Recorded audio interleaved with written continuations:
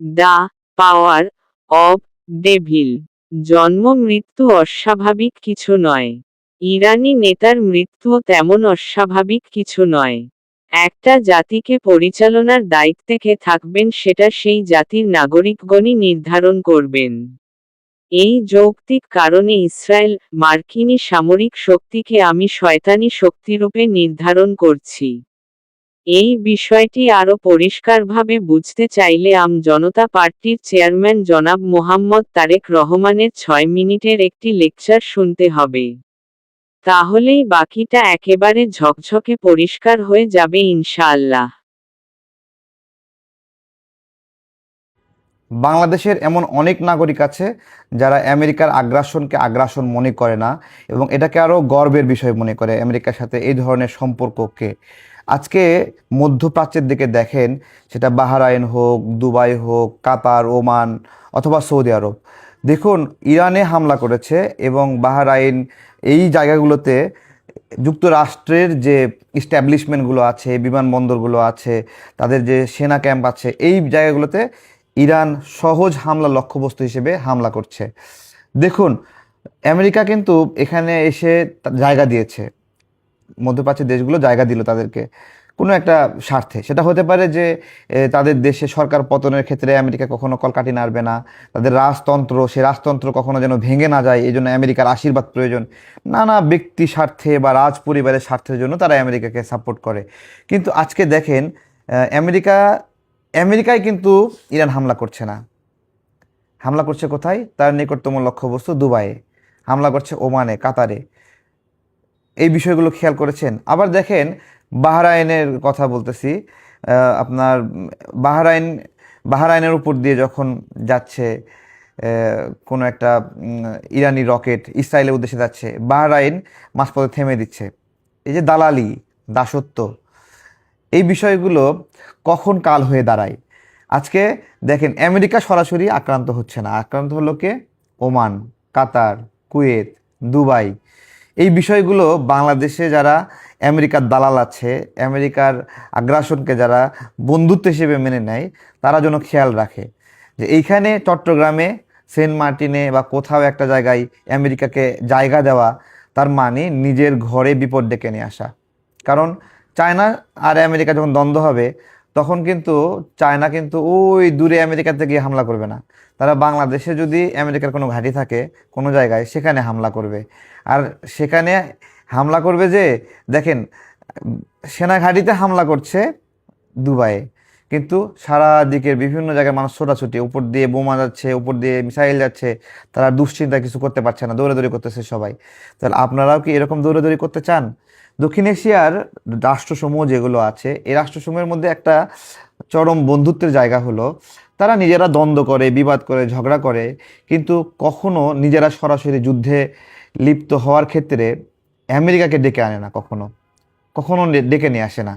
হ্যাঁ, যেমন ভারত চীন সবসময় দ্বন্দ্ব করে, একের বুকে বুক ঠেকায় লড়াই করতেছে, কিন্তু ওই বিষয়ে ভারত আমেরিকা সাহায্য নিচ্ছে না, যে এই জায়গাতে আমেরিকাকে কেউ ঘাঁটিহীন বানানোর জায়গা দেবে, সেটার একটা বিষয়।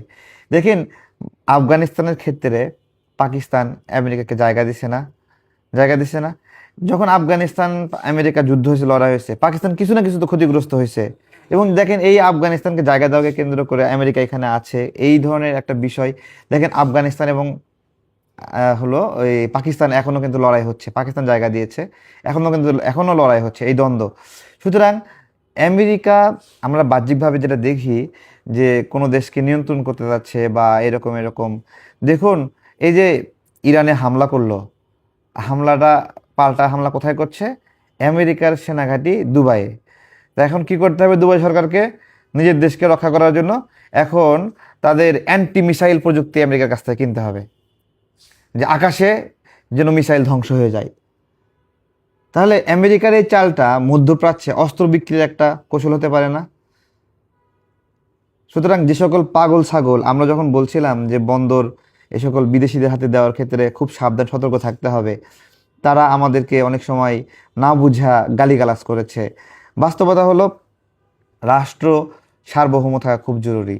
আজকে আমার দেশের দেশের প্রতিরক্ষা, আমার দেশের গোপনীয়তা কি হবে এটা যদি বিদেশিদের হাতে বন্ধ থাকে? তাহলে ওই বিদেশিরা কিন্তু সেই আধিপত্যবাদীদের হাতে তথ্যগুলো দিয়ে দিবে।